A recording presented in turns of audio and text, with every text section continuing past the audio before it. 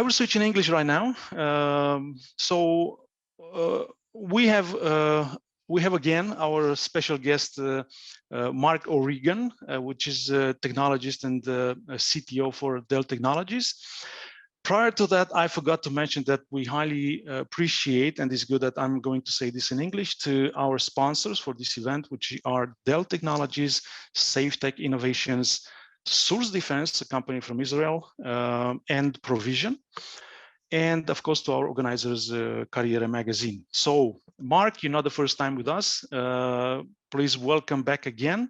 You're going to, I opened the chat with our attendees, talking that apparently we will have a new kind of hybrid workplace in front of us. There is a lot of digitalizations. There is a lot of things that are going to happen. So, Marc, please, you have the floor. Hugo, thank you very much, and thanks to the whole team for inviting me yet again to speak at this prestigious event. I'm absolutely delighted to be here with you guys, albeit digital, but I guess it's in keeping with the talk track for today, right? Can I just confirm before we talk through some of the elements that you can see my screen loud? Yeah, it's okay. Fantastic, thanks, Hugo.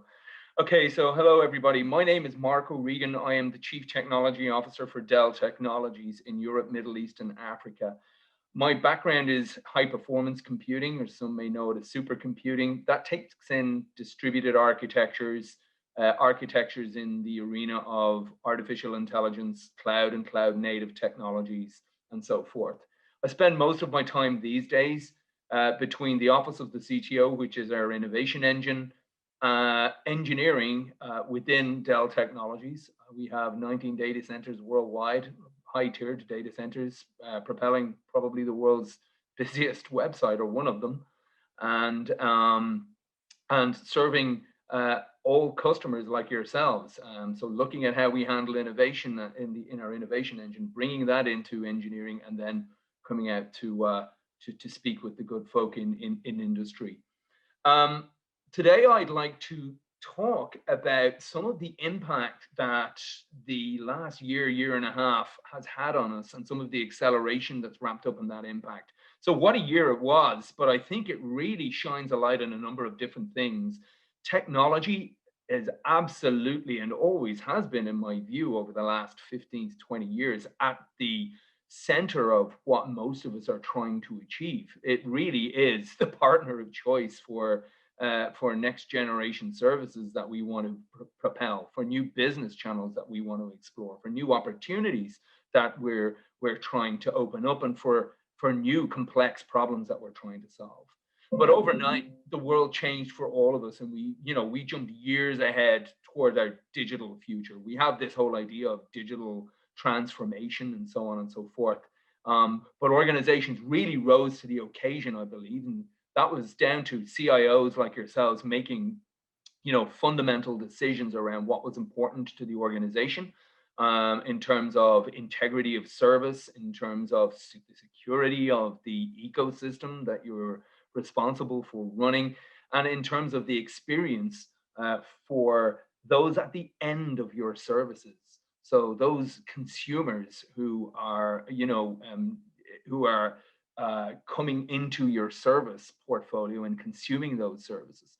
I believe that, this change has propelled certainly a challenge for CIOs worldwide, but it's also, brought us a lot of opportunity. The CIO's vision and capabilities, like we're looking here, absolutely will directly determine the success or failure of programs within organizations, or potentially even organizations themselves, or even industries or societies, if we go right up into government level. And that's one observation that I'd like to make. The second one is that, by 2023, when you think about it, it's only 2 years away, really. The global crisis is going to make most of you guys, most CIOs, absolutely integral to all business decision making. And the reason for this is because technology is more and more central to how businesses and organizations and industries hit their KPIs. They're central to how their KPIs are reached. And of course, connected CIOs who are digitally driven and put data first are the ones who really help drive change and course change throughout their whole ecosystem, and they become visionaries at the C-suite table, driving this type of agenda. So this digital first data driven mindset is the type of thing that we've seen, many years ago with all the poster children from the last decade, the decade of the teens, I guess. But there is a fundamental reason as to the success of this. One, the C-suite, CIOs, CEOs, CFOs, all understood the value of data, but not just data, taking information from that data and using that information to propel business ideas, our nascent and novel ideation. Core to making that happen is infrastructure. Having the right infrastructure that's defined by software, not held back or hampered or impeded by some of the hardware constraints that are built into data center is extraordinarily important. So making sure that a modern infrastructure is in place so we can propel this new digital distributed architecture in the world where we find ourselves at right now. Culture is the second big move and shiftment that I see. Looking at services and how we build services on a digital service delivery platform and scaling those services right across your industry. Core to that are the operations in behind that and how people see themselves within that operations team. For decades, the operations team have been wedded to the processes and the processes that have driven the applications that drive the services, which drive your company, your organizations. And the people and process element of this cannot be understated. It's probably 80% of the focus area of what digital is all about. The technology is there. The technology is good. We can handle the technology. But that's really the focus area. Is getting the culture set and the culture straight. And that has to come from C-suite. It has to come from your arena. And then thinking about data, creating new ideas and novel ideas and creating value out of data, not just new data that's exploding out at the edge, as we call it these days. Your existing data and how you can take that existing data and blend it with new data in order to create things. Now, why is this important in the context of what we're talking about today? Well, if anything else, the pandemic has really accelerated all of the movements that have been happening in technology up to this point in time. This is the time for action for all CIOs to think holistically about outcomes and about how they want to achieve the short, medium, and long-term goals of their organizations. And it really is down to the decisions that you guys make in terms of the partners you select, the technology platforms that you embrace, and how you take emerging tech like artificial intelligence, machine intelligence, data science, edge architecture, and cloud native architecture into your business in an appropriate way. It's one thing to look at these technologies and understand that these are the new emerging and new technologies and we need to embrace them.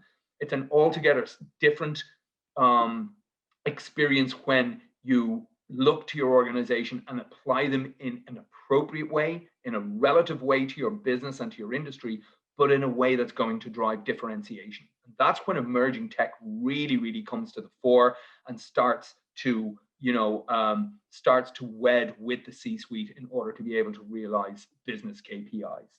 So having the right technologies, being able to react to the demands of your customers, to the demand of your industry, is essential. And understanding that investing in digital capability in order to be able to deliver those services is also top of mind on all CEOs. And it's not just us saying this. This is, analysts like IDC and Gartner and others who are all in agreement that this is extraordinarily important. So when we look at this and we talk about, work from home, work from anywhere, we look at this this trend which has absolutely emerged with gusto. There's a number of different things that have already been happening in the background well before the pandemic arrived. If we look over on the left-hand side at the top here, we'll see an industry shift, which has been happening for quite some time. This is a phenomenon of computing, and the cost of computing, building computing, running computing, is starting to reach what we call a near zero marginal cost. This is important because it allows us to take our technology, and it allows us to bring our technology into new markets, into new industries, into spaces that we haven't been before.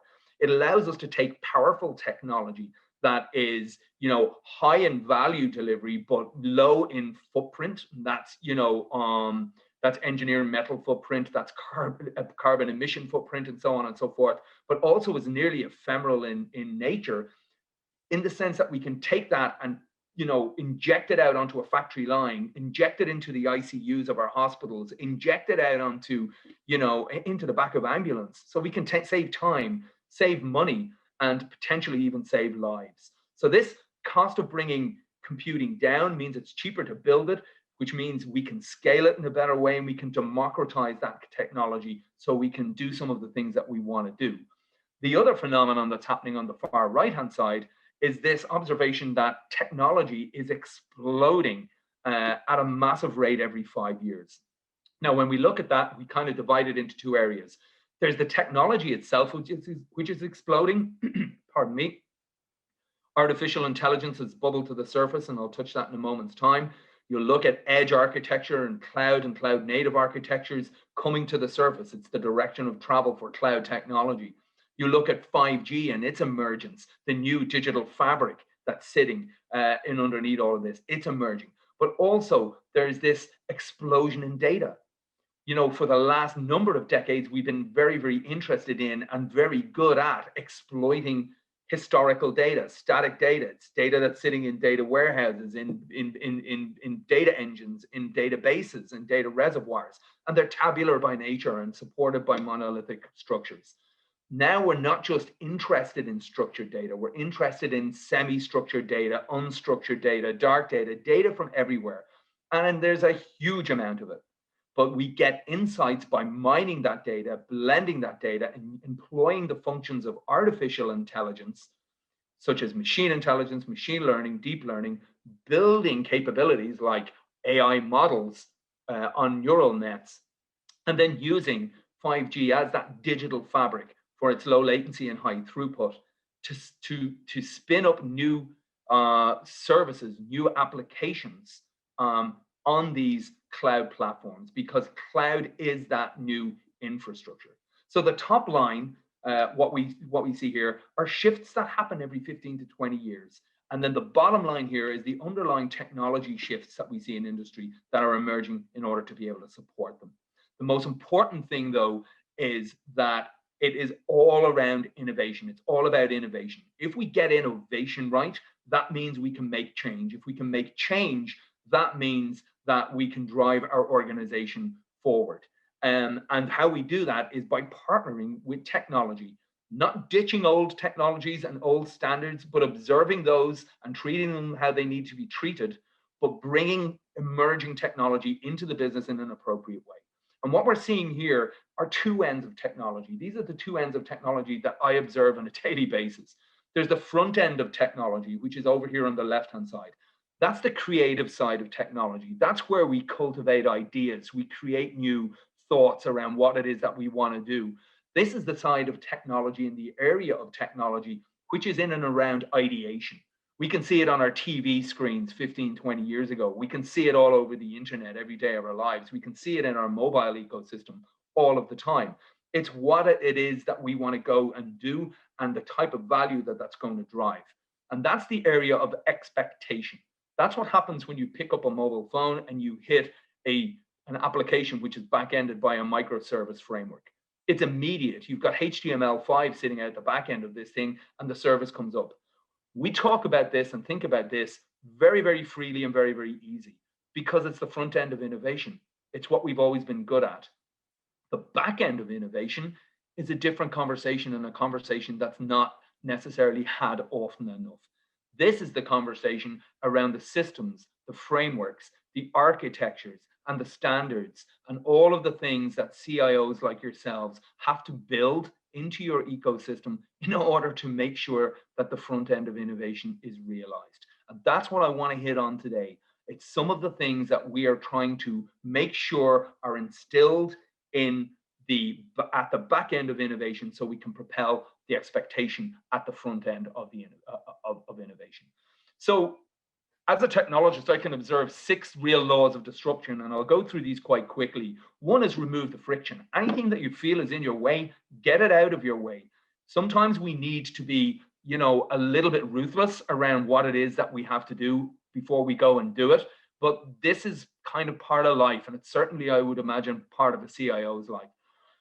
Remove the friction is extraordinarily important. The second thing is measure everything. Now, it's really important that we understand what we mean by measure everything. This does not mean micromanage and micro-measure everyone in your organization. It just means collect as much detail and metrics and telemetrics about your operations, understand where it is your people are spending your time and what they're spending their time doing, and then try to understand the value associated with those activities and with those metrics. If we can measure everything, we get a better level of understanding, and then we can put a plan in place in order to be able to improve everything. So embracing non-linearity is a really, really big part of doing that. Thinking outside of the box, not being afraid to, explore new technologies, but making sure that when we explore new technologies, that we implement them in a way that's going to be relative to the business and that's going to resonate with the industry and with the consumers of your services. So getting comfortable with the chaos is going to be a pretty important thing for us to do. Preparing for abundance is kind of relating back to the data thing that I talked about a little bit earlier on. There's going to be so much coming at us in terms of the data that we're trying to mine, the new applications that we're trying to build, the way we build those new applications and the methodologies that we want to explore around how we do that, maybe even new methods and new platforms and operating models that we need to explore. We may not be actually looking at cloud at all right now, and we might have a plan to do so, but be prepared for that. It's a big, big step. And if you get the partnerships right, it can be extraordinarily valuable for you, which I'm sure most of you who are, with us today are already, executing against right now. One I really like is actually like it's 1993.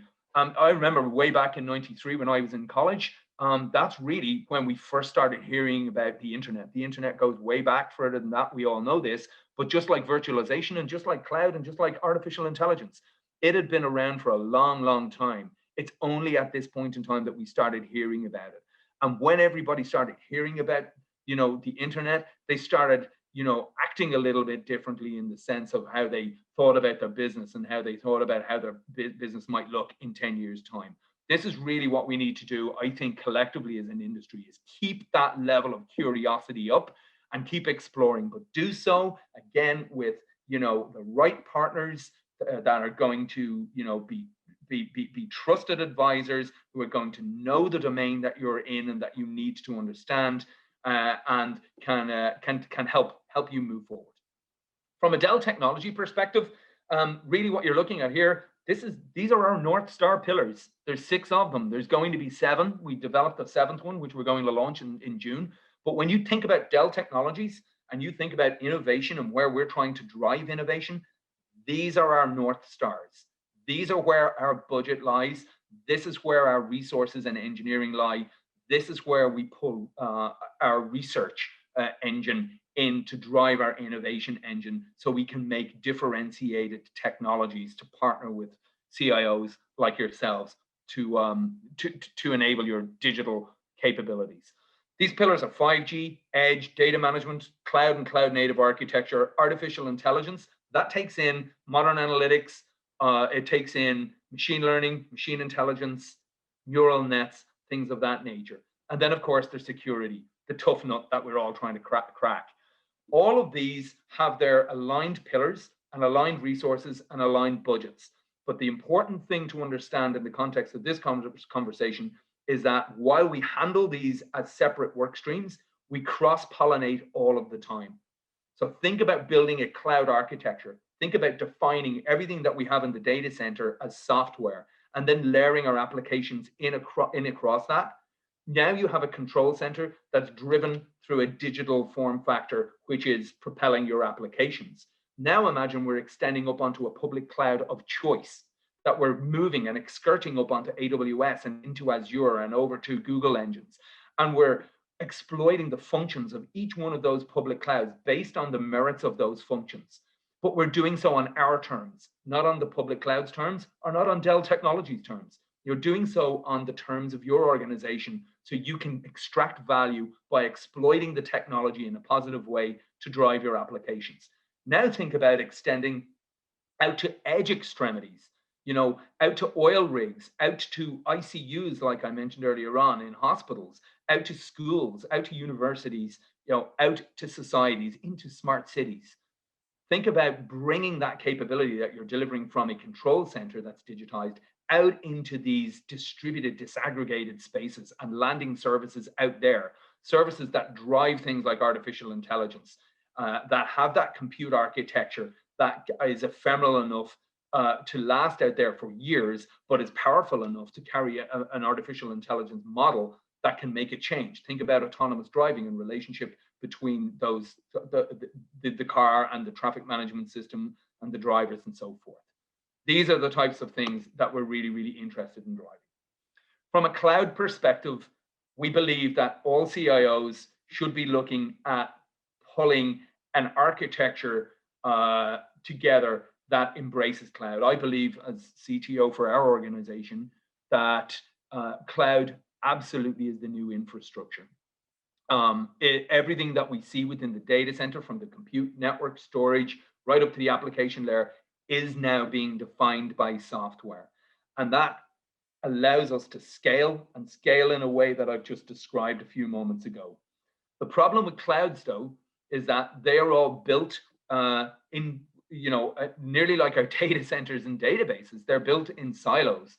And what we're trying to do at Dell Technologies is work with industry partners, work with Microsoft, work with Amazon, work with Google, work with great partners like Intel and others to try and drive a common ecosystem where we can port applications in a meaningful way without having to worry about the underlying architecture that sits under each cloud platform.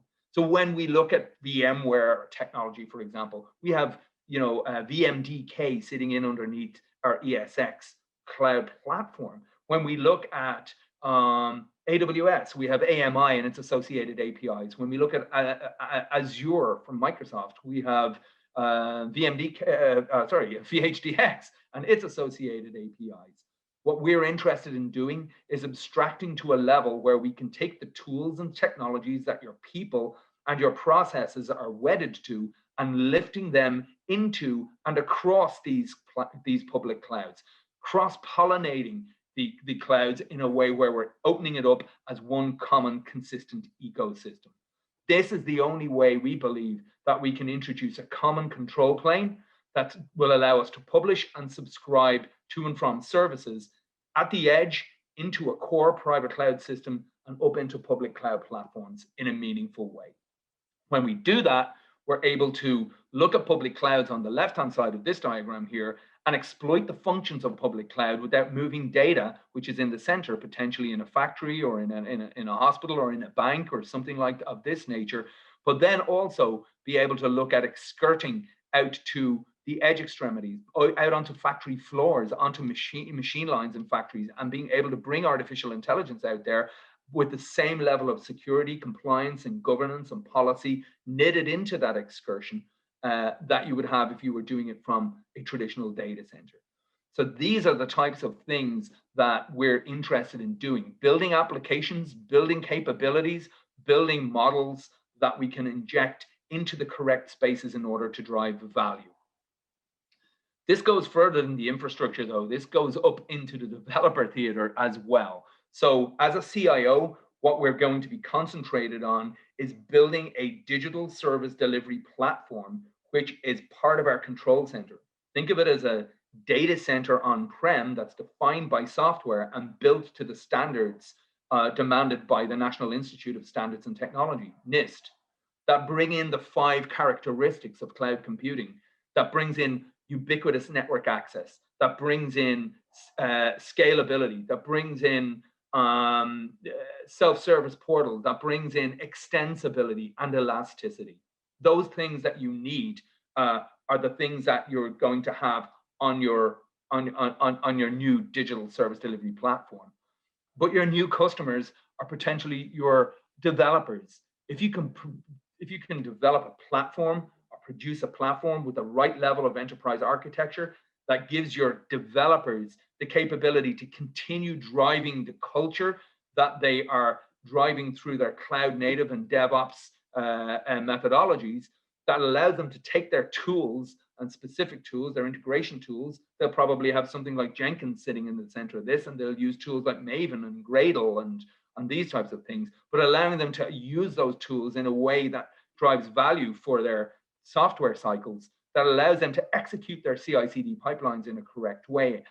This is a new innovative way of operations and development coming together for the better good of the organization. Now think about taking that capability not just into the developer community, but together as a team, developers and operators going out to the edge extremities to create these new possibilities. This is really, really exciting stuff. But I think what's often forgotten throughout the movement of the last decade with DevOps is the ops side of this. It's critical to making this work. So building that level of security, looking for that level of governance and compliance and control and policy becomes all the more difficult as we start to move into the edge and look at how we deliver services at factories, in banking, retail banks, in hospitals, in the back of ambulance cabs, right across the world, right across industries, and every industry. It becomes extraordinarily difficult. So security will need to be knitted into the infrastructure. We can help you do that. It needs to be knitted into the applications, and we can help yourselves and the developers do that by looking at how you write your code and making sure you're writing the right level of security into that code. But it also needs to be intrinsically written into the actual fabric of the service delivery model. So this is a pretty big statement, but I would go as far as to say that security as we know it and have known it, it's broken. It doesn't work in the sense that it needs to work to provide the kind of governance, the kind of control that we need in this new distributed world that we're finding ourselves in. And industry is extraordinarily focused and working extremely hard together in order to be able to, try and build that level of security into what it is that we want to do. And it allows us to skirt with confidence across these platforms. What we are doing right now is making sure that we have the capabilities to extend the security, that level of governance, compliance, policy, and control that I speak about, out to the edge, out to the end devices, right out to the end devices, and up onto the public clouds as we do so. And we're using things like artificial intelligence in order to build essential nascent models for individual industries and individual organizations within those industries to secure them. So we're looking at how we can actually employ artificial intelligence in order to be able to detect threats within an organization or across an organization's network. So we have a cloud or a digital fabric that's extending from edge into core and onto public cloud. We have the core application standards now built into that cloud, and we even extract up to the platform level that allows us to build mobile applications and cloud native applications that we can inject out to the edge and port up onto public clouds and into our private clouds. What we need to make all of this work is a new digital fabric, and this really is, where 5G comes in. So we all talk about this new 5G era, and it's very much one, I believe, of opportunity. This looks to introduce, I think, a technology landscape of hyper-connected devices interacting in a very, very highly automated way, and in a way that's defined by software platforms, what we've just spoken about a few moments ago. So the vision here is to embrace, if you will, a zero-touch network with end-to-end service automation and autonomous programmable networking built in. So 5G, for me, it's not just a faster cellular network. It's a new generation of digital enablement. And as we move through 5G into 6G, it will be the advent of the new digital network that's going to underpin all of the things that we want to do. It's going to allow us to move these applications and move the compute architecture closer to where the data is born.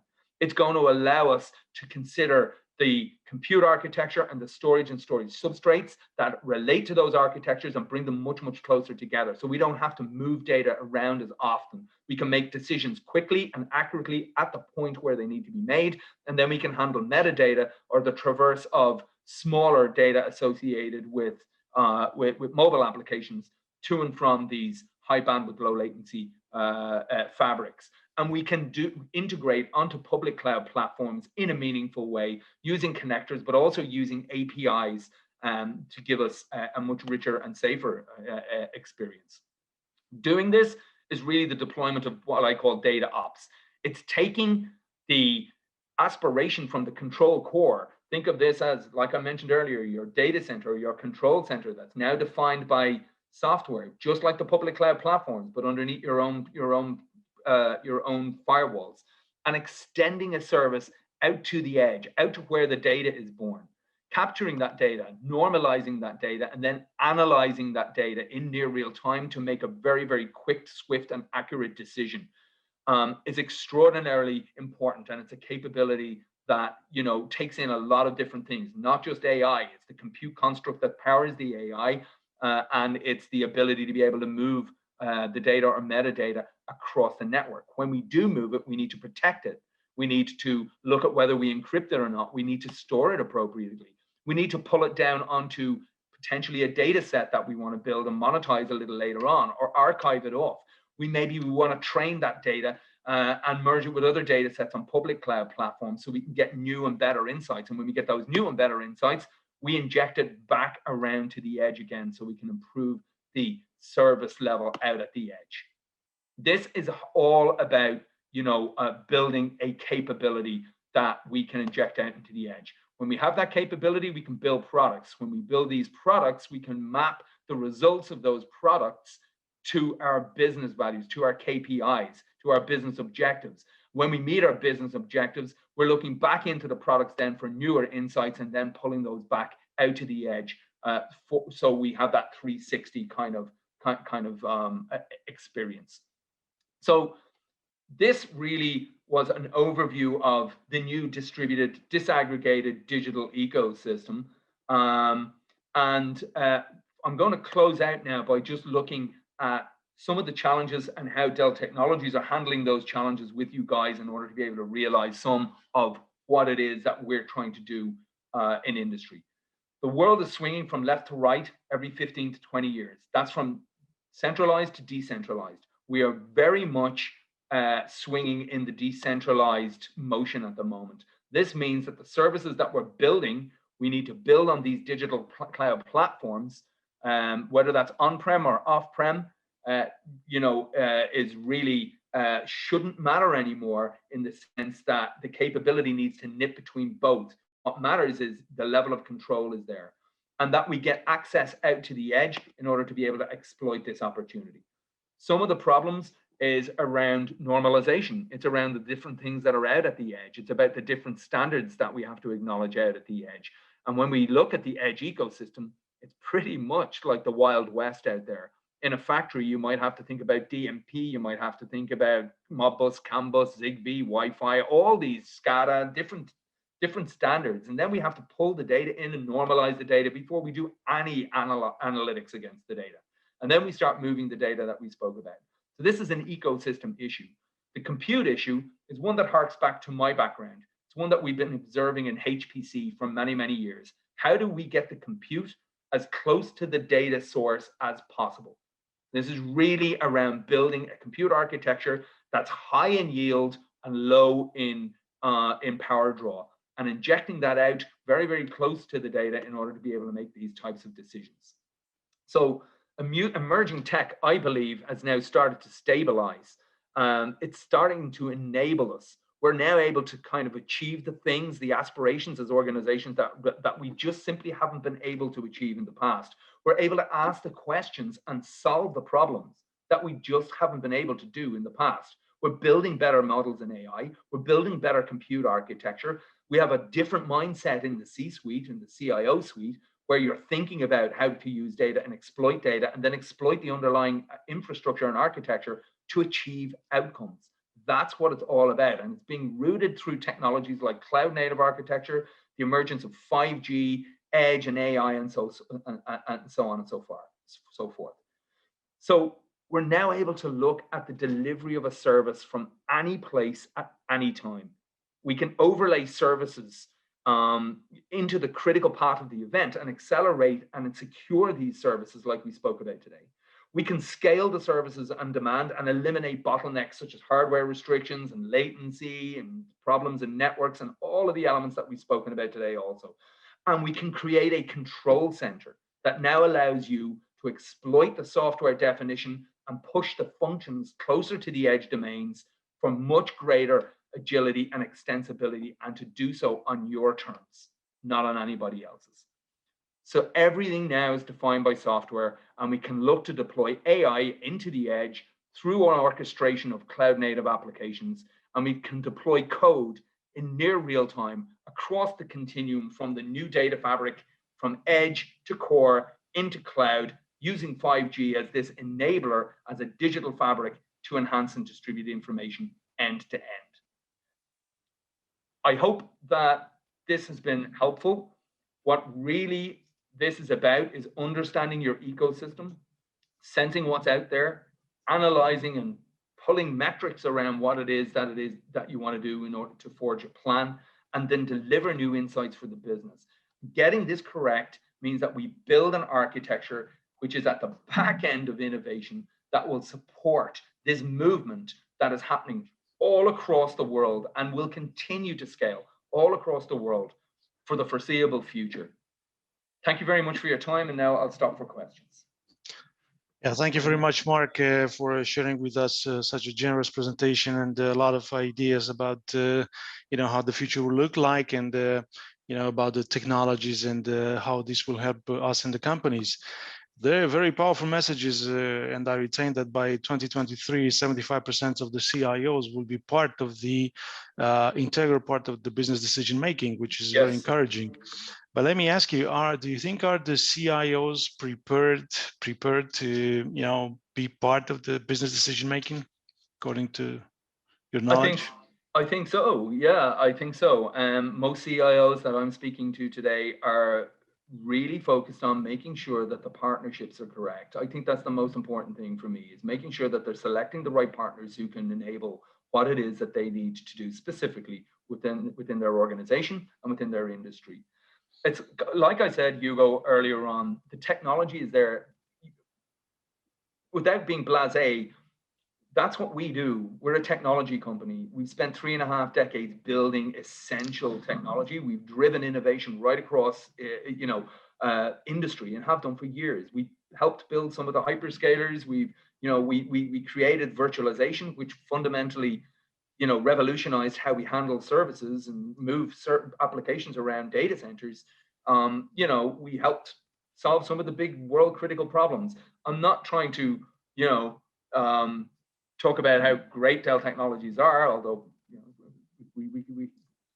I'd like to think we are. However, what I'm trying to say is that's a problem that's already solved. That's a capability that's already in place. I think that's the 20% of a problem statement. The 80% focus area for all CIOs, I think, that I speak to certainly, is how do I take that? How do I take that capability and bring it into the environment and employ it in a way that's meaningful? And how do I drive innovation into my business, into my organization, and bring my people with me without disrupting the process? It's a really fun thing to do. And just in 30 seconds, you mentioned one point that security is broken. What do you mean by that in very short terms? I was hoping you wouldn't pick up on that one. Yeah, okay. It's a big statement. Of course, I mean, when I look across the strategic 6 pillars that we build, 5G, of course, edge, cloud, all of them, every last one of them have security knitted into them. It's part of the technology architecture build. So when we look at services, when we look at building applications, when we look at presenting services to consumers, we've got to make sure, as a modern, innovative think tank in industry, we've got to make sure that we're partnering with our customers to make sure that the security is knitted in right down at base level, right down at the M&O layer, right up into the engineering, into the compute, into the network, into the into the storage and storage subsystems, but then up into the applications also. And then as we take the services and land them on top of those applications and extend those services out to the edge, out to consumer devices, guess what? The security's got to go out there too. And then when we want to skirt up onto a public cloud platform, we need security up there also. This public clouds have fantastic security credentials and capabilities, but it's their security and their credentials and their capabilities, not mine, not yours, not anybody else's. So there's still a level of responsibility that we have. Now, to answer your question, and I didn't do it in 30 seconds like you asked, but to answer your question, this is how we handle security. It needs to be intrinsically knit into the entire fabric of the digital ecosystem. When I say security is broken, I mean that cyber threats are presenting themselves more and more aggressively every year. And hackers and threat agents are exploiting the potential of using new attack surfaces as we explore these arenas. So the other side of that, which is extraordinarily interesting, is that we look at RSA and we think, RSA could be broken in, 2035. I think with the acceleration of technology, it's going to be a lot sooner than that. So what happens then? So there's a couple of different vectors and shifts that are going on where I think we've got to get really, really serious at an industry level around how we handle security. And I think the answer, in my view, is somewhere in the artificial intelligence arena long term. I think we've got a very, very good security posture as an industry. And I think the threat, we saw SolarWinds last year, and we're going to see another one this year, if not 2 or 3. That's part of the world we live in. But going forward, to protect us, I think, we're going to have to do more all of the time. Marc O'Regan, thank you very much for your presence again into CIO Council, and I'm looking forward to see you, I don't know, maybe by the next of this year, physical in person into our CIO Council conference, annual conference. Thank you very much for sharing with us. Thank you very much, Hugo. Thank you, everybody.